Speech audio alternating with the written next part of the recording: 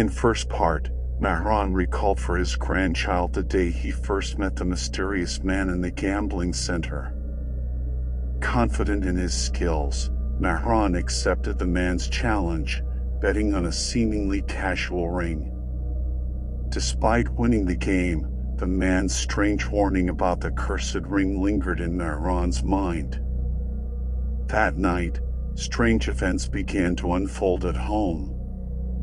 He heard his late father's voice, felt a creepy presence, and saw his wife Sarah's photo mysteriously disappear and reappear.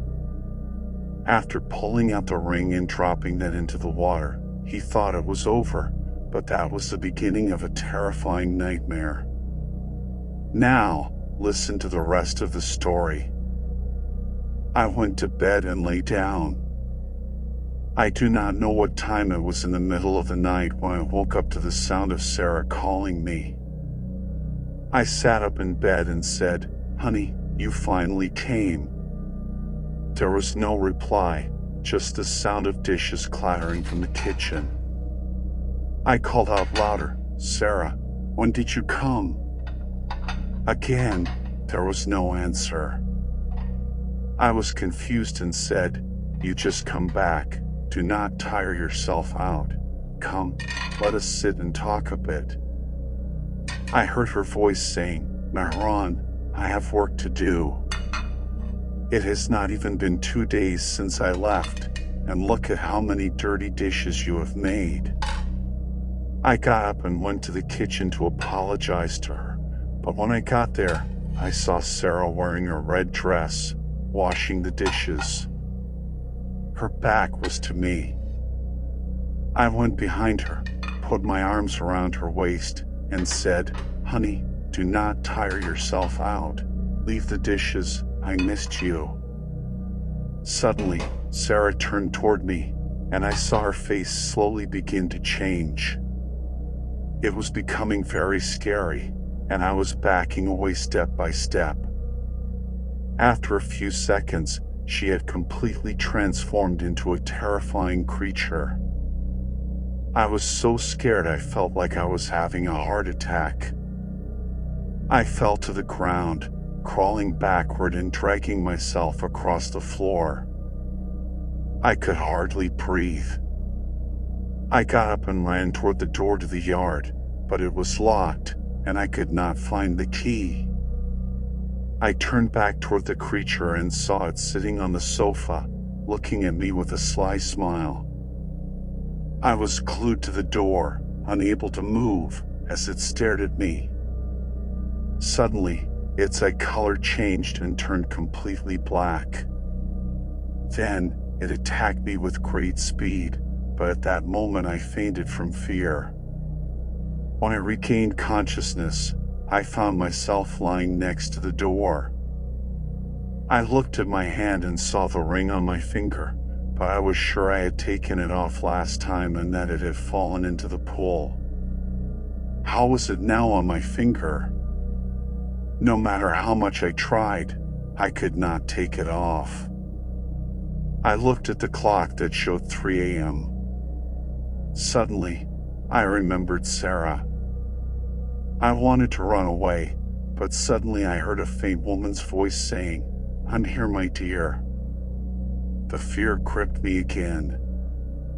I quickly went toward the door, praying to God that it would open this time, but unlike a few hours ago, the door opened easily. I quickly put on my shoes and went into the yard. I reached out for the yard door, but it was as if someone was holding it from behind and not letting it open. No matter how much I struggled, it was useless. I kept wishing this was a dream, but no matter what I did, I could not wake up. I sat down, crying and leaning against the door. The door would not open, and I had no choice but to give up. I was crying when suddenly I noticed a tree in the yard. I saw 2 strange creatures sitting on the branches, staring at me. Their backs were hunched, and they had a very terrifying appearance.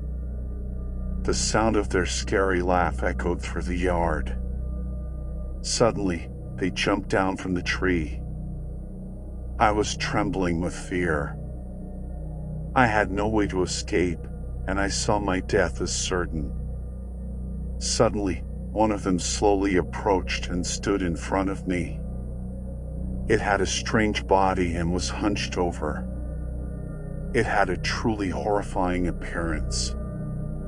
Suddenly, it came close to my face, stared into my eyes with its red eyes, and said, "That is not yours."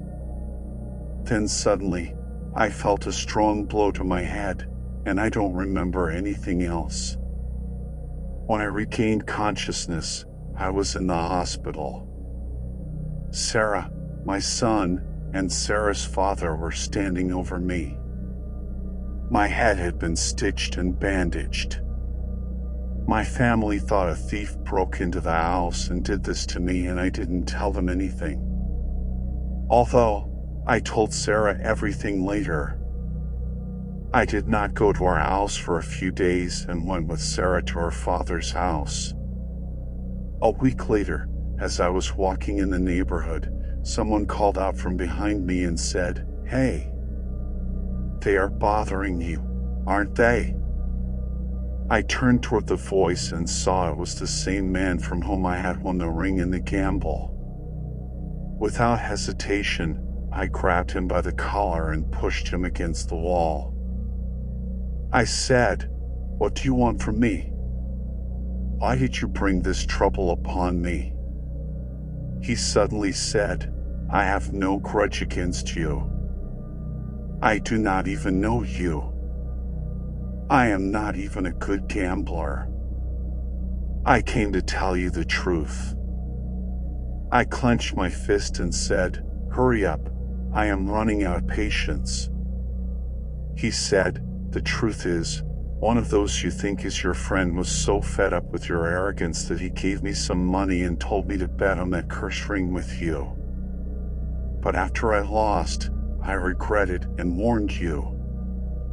I told you that the ring would bring you misery, but you did not listen to me." At that moment, I stared at the ring and quickly took it off and threw it away.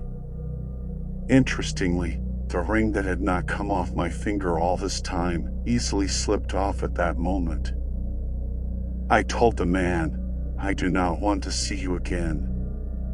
Then I let go of his collar and was walking away when suddenly his voice came from behind me, saying, "I have one piece of advice for you. Please take it seriously.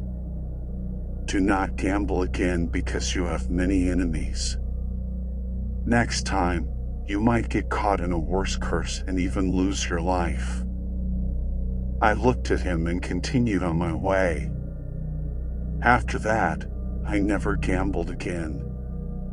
For a long time, I was not well, and the scenes from that night kept coming back to me. Eventually, we had to sell the house and move to another place. Yes, my dear, your grandma was right. Gambling ruined me, but not because of losing, because of the winning.